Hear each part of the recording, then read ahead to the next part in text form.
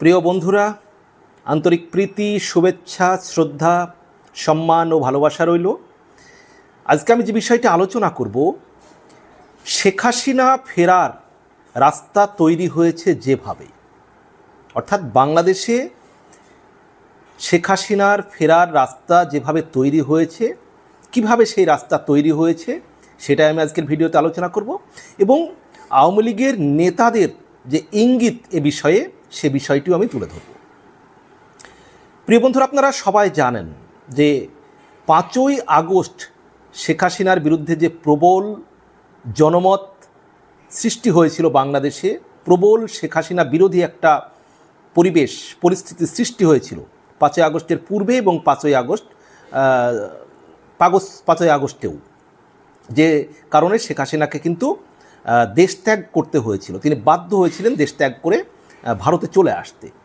তার পূর্বে যদি আমরা ধরি, 5ই আগস্টের পূর্বে জুলাই মাস বা 5ই আগস্টে শেখ হাসিনার পতনের পরেও বাংলাদেশে একটা বিপুল জনমত কিন্তু শেখ হাসিনার বিরুদ্ধে ছিল। মূলত তার বিরুদ্ধে অভিযোগ ছিল তিনি স্বৈরাচার, তিনি গণতান্ত্রিক পদ্ধতিতে ভোট করাননি। বিশেষ করে 2014, 18 এবং 2024 এই নির্বাচনগুলি প্রশ্নবিদ্ধ কিন্তু ছিল।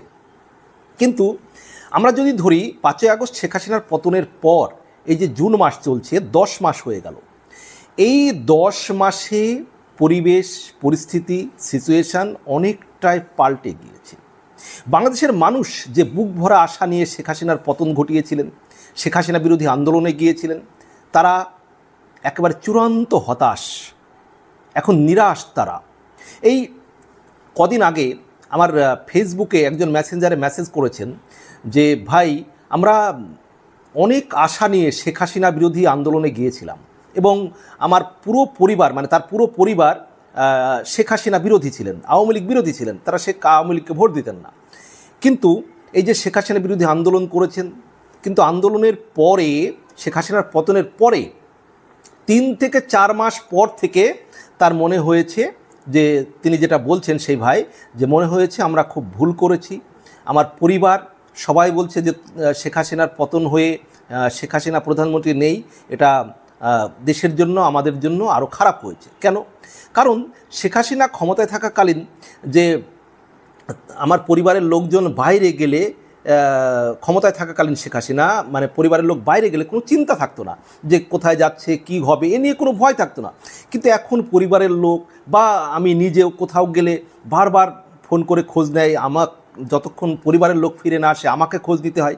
এই যে একটা পরিবেশ, পরিস্থিতি, মানে মানুষের নিরাপত্তা বলে সাধারণ মানুষের কিছু নেই। দ্বিতীয় কথা হচ্ছে যে রোজগারের দিকটি প্রায় মানুষের কমে গিয়েছে। একটা সমাজে অস্থিরতা, কোনো মানুষের সঙ্গে কোনো মানুষ যে একটা মন খুলে যে একটা গল্প আড্ডা যেটা আমরা আগে করতাম, তিনি বলছেন যে সেই পরিবেশ পরিস্থিতি যেন নেই। একটা সবসময় একটা উত্তেজনা, কি হয়, মানে কখন কি হবে। তো এই পরিস্থিতিতে তারা বলছেন যে আমরা এখন মনে করছি যে, আমার পুরো পরিবার এখন মনে করছি যে আমরা শেখ হাসিনা যদি ফিরে আসে, আমরা ফিরানোর যে আন্দোলন, সেই আন্দোলনে যোগ দেব। দ্বিতীয় কথা, এর আগে আমরা কোনোদিন আওয়ামী লীগকে ভোট দিইনি, কিন্তু এখন নির্বাচন হলেই আমরা আওয়ামী লীগকে ভোট দেব। তাহলে পরিস্থিতি আবার বিচার করুন। এটা তো শুধু একজন মানুষের কথা নয়, আপনি ভ্যানওয়ালা, রিক্সাওয়ালা, তাদের সঙ্গে কথা বলুন, দেখবেন অনেক ভিডিওতে ভাইরাল হচ্ছে। সাধারণ কৃষক, সাধারণ মানুষ, তাদেরকে জিজ্ঞেস করলেই কি বলছে, না আমরা আগেই ভালো ছিলাম, দেশে এখন আইন নেই, শৃঙ্খলা নেই, অরাজক পরিস্থিতি, এখন যেটা চলছে এইভাবে একটা দেশ চলতে পারে না, এখানে আইনের কোনো শাসন নেই, আইন নেই, কানুন নেই। তো একটা দেশ কিভাবে চলবে বলুন তো? বাংলাদেশে বর্তমানে কি আইনের শাসন রয়েছে? নাই। প্রশাসন বলে, নিরপেক্ষ প্রশাসন বলে কিছু আছে? নেই। তাহলে এই পরিস্থিতিতে একটা দেশ কি চলতে পারে? আজকের আধুনিক বিশ্বে একটা দেশে, যে শেখ হাসিনা যে দেশটি গড়েছিলেন, তিনি, তাকে আপনারা স্বৈরাচারী বলুন, তাকে আপনারা ফ্যাসিস্ট বলুন, কিন্তু শেখ হাসিনার যে স্মার্ট বাংলাদেশ গড়ার স্বপ্ন দেখেছিলেন, যে উন্নয়ন তিনি ঘটিয়েছেন, যে মানুষের জীবন মানে তিনি উন্নতি করেছিলেন, সেটাকে আপনি অস্বীকার করতে পারে না।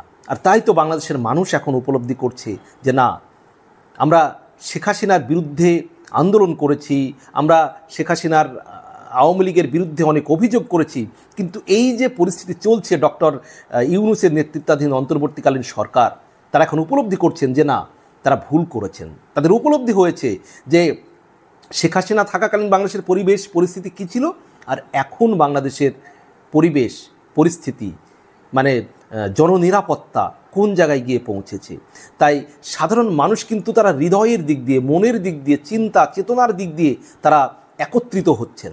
তারা চিন্তা করছেন যে কিভাবে শেখ হাসিনাকে আবার ফেরানো যায়, শেখ হাসিনাকে ক্ষমতায় ফেরানো যায়, আওয়ামী লীগ কীভাবে আবার বাংলাদেশের রাজনীতিতে প্রাধান্য বিস্তার করবে। এটা কিন্তু জন আকাঙ্ক্ষাতে পরিণত হচ্ছে যত দিন যাচ্ছে। কেউ হয়তো বলবেন যে যে আপনি যেটা বলছেন না আমরা তো চাই না। হ্যাঁ, কিছু মানুষ তো চায় না, অবশ্যই চায় না, কিন্তু বাংলাদেশের 50% প্লাস মানুষ যেটা চান যে শেখ হাসিনা আবার ফিরে বাংলাদেশে ফিরুক এবং তিনি ক্ষমতা গ্রহণ করুন। দেখুন, রাজনীতিতে কিছু কথা আছে যে কথাগুলো কোনো বৈজ্ঞানিক ভিত্তি আপনি পাবেন না বা যুক্তিতর্ক দিয়ে মেলাতে পারবেন না। সেই ধরনের কথা বললে তো হয় না। বাংলাদেশে আওয়ামী লীগ তার জোটসঙ্গী, বিএনপি তার জোটসঙ্গী ধরলে বাংলাদেশের 90% মানুষ কভার হয়ে গেল। বাকি 10% মানুষ ওই এনসিপি বলুন, জামাতে ইসলামী বলুন, বিভিন্ন ইসলামিক সংগঠনগুলো বলুন, 10% সব মিলিয়ে 90% কিন্তু এই দুটি দল এবং তার জোটসঙ্গীদের।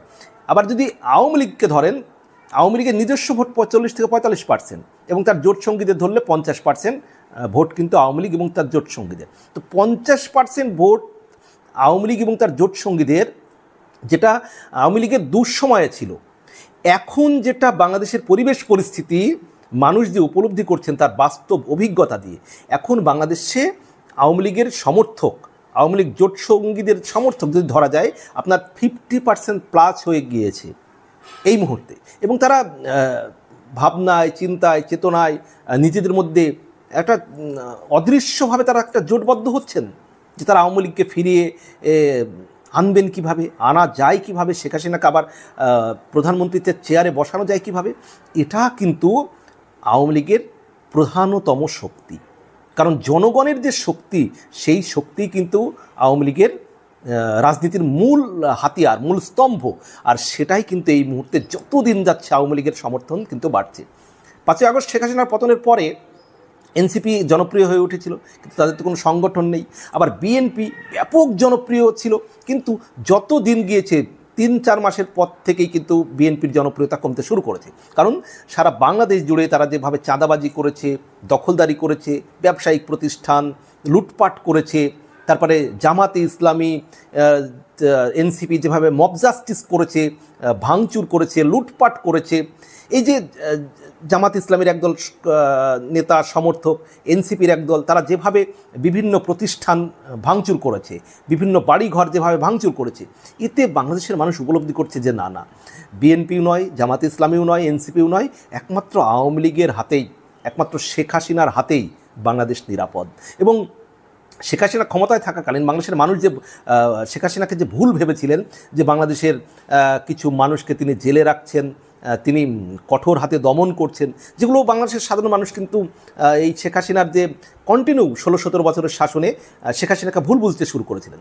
কিন্তু এই যে শেখ হাসিনার পতনের পর বাংলাদেশ জুড়ে যে একটা মৌলবাদীদের চরমপন্থী মৌলবাদীদের উত্থান ঘটেছে, তারপরে বাংলাদেশ জুড়ে যে একটা গণতান্ত্রিক পরিবেশ যেভাবে ধ্বংস হয়েছে, যেভাবে আইন শৃঙ্খলার অবনতি হয়েছে, যেখানে প্রশাসন কোনো কাজ করতে পারছে না, তখন কিন্তু মানুষ ভাবছে যে না, শেখ হাসিনা যেগুলো করেছিলেন বাংলাদেশের মঙ্গলের জন্যই করেছিলেন। তার মতো দৃঢ়, সাহসী, বলিষ্ঠ একজন নেত্রী বাংলাদেশের জন্য প্রয়োজন। তাই তো আওয়ামী লীগ নেতা, আওয়ামী লীগের সাধারণ সম্পাদক জনাব ওবায়দুল কাদের সাহেব, তিনি কিন্তু ইঙ্গিত দিয়েছেন যে বাংলাদেশে পরিবেশ পরিস্থিতি অনুযায়ী তারা পরিকল্পনা করছেন, আওয়ামী লীগ নেতারা কীভাবে ফিরবেন, শেখ হাসিনা কীভাবে ফিরবেন, তার কিন্তু ইঙ্গিত তিনি দিয়েছেন। ভারতের বেশ কয়েকটি মিডিয়াতে তিনি সাক্ষাৎকার দিয়েছেন, সেখানে কিন্তু বাংলাদেশে ফেরার যে পরিবেশ পরিস্থিতি তার একটা ইঙ্গিত দিয়েছেন। যেহেতু বাংলাদেশে এই মুহূর্তে আইন নেই, শৃঙ্খলা নেই, দ্বিতীয় কথা হচ্ছে এই মুহূর্তে যারা ক্ষমতায় রয়েছে এনসিপি বা অন্য তাদের যে সমর্থক গোষ্ঠী, তাদের হাতে বেআইনি অস্ত্র রয়েছে। তাই আওয়ামী লীগকে তো সেইভাবে প্রস্তুতি নিয়ে তৈরি হয়ে ফিরতে হবে, যেটা আওয়ামী লীগ নেতাদের কথাতেই কিন্তু প্রকাশ হচ্ছে। আর আওয়ামী লীগের যে মানে দলগতভাবে একটা তাদের যে এই মুহূর্তে তাদের যে একটা কোণঠাসা পরিস্থিতি বিরাজমান, মানে দলগতভাবে সেই পরিস্থিতি কাটিয়ে ওঠার যে ইঙ্গিতপূর্ণ মন্তব্য বা ইঙ্গিত জনাব ওবায়দুল কাদের সাহেব আওয়ামী লীগের সাধারণ সম্পাদক তিনি দিয়েছেন, তাতে কিন্তু একেবারে পরিষ্কার যে আওয়ামী লীগ প্ল্যান পরিকল্পনা করছে কত দ্রুত নেতারা ফিরবেন, শেখ হাসিনা কীভাবে ফিরবেন। এবং বাংলাদেশের ছাত্রলীগের সভাপতি জনাব সাদ্দাম হোসেন তিনিও কিন্তু একটা মানে ইন্ডিকেট করেছেন, দিক নির্দেশনা বা ইঙ্গিত দিয়েছেন যে আওয়ামী লীগ কীভাবে ফিরবে তার পরিকল্পনা চলছে। এবং আওয়ামী লীগের আরও একজন গুরুত্বপূর্ণ নেতা দেখলাম, তিনি একটি পোস্টে দেখলাম যে বাংলাদেশে আওয়ামী লীগ ছাড়া কোনো নির্বাচন হবে না এবং আওয়ামী লীগ ছাড়া কোনো নির্বাচন হতে দেওয়া হবে না, এরকম বক্তব্যও কিন্তু দিয়েছেন। এই যে একটা সাহস, এই যে একটা আত্মবিশ্বাস আওয়ামী লীগের ফিরে এসেছে, তার কারণ হচ্ছে জনগণের সমর্থন আওয়ামী লীগের প্রতি।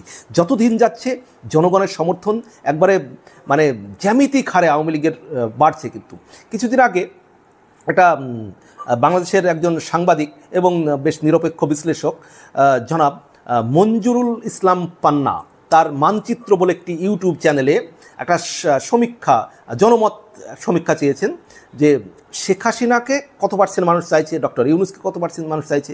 তো সেখানে অবাক করা ব্যাপার, প্রায় 75-76% মানুষ এখন শেখ হাসিনাকে চাইছে। আর ডক্টর ইউনূসকে কত পার্সেন্ট দেখলাম, মানে একদম কম সংখ্যক মানুষ ডক্টর ইউনূসকে চাইছে। তার মানে কি, শেখ হাসিনার যে জনপ্রিয়তা যত দিন যাচ্ছে তত বাড়ছে। আর এই যে বাংলাদেশের জনগণের যে সমর্থন আওয়ামী লীগের প্রতি, শেখ হাসিনার প্রতি, এটাই কিন্তু শেখ হাসিনার ফেরার রাস্তা তৈরি করছে, বাংলাদেশের ক্ষমতায় আবার আওয়ামী লীগ প্রতিষ্ঠিত হওয়ার রাস্তা তৈরি করছে। এখন যদি বলেন যে আওয়ামী লীগের কার্যক্রম তো নিষিদ্ধ, আওয়ামী লীগের নিবন্ধন বাতিল, ভাই এগুলো থাকবে না। এই বাতিল, আওয়ামী লীগের প্রতি নিষেধাজ্ঞা সব উড়ে যাবে।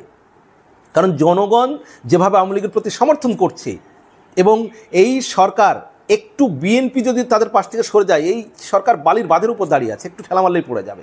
আর আওয়ামী লীগের মতো একটি দল যেখানে 18 কোটি লোকের মধ্যে মানে 9 কোটি জনগণ যার সমর্থক বাংলাদেশের, সেই রকম একটি দলকে নিষিদ্ধ করে একটি নির্বাচন বিশ্বে গ্রহণযোগ্য হবে, অংশগ্রহণমূলক হবে, অন্তর্ভুক্তিমূলক হবে, জনগণের অংশগ্রহণ হবে, মুক্তিযুদ্ধের চেতনা মানুষরা অংশগ্রহণ করবে? হবে না, ওই নির্বাচন হবে না আওয়ামী লীগ বাদে। আর যদি বা করতে যায় সেই নির্বাচন বিশ্বে গ্রহণযোগ্য হবে না। কোনো একটা সরকার যদি মানে জোড়াতালি দিয়েও আসে, সেই সরকার টিকবে না, 6 মাস 1 বছরের মধ্যে পড়ে যাবে।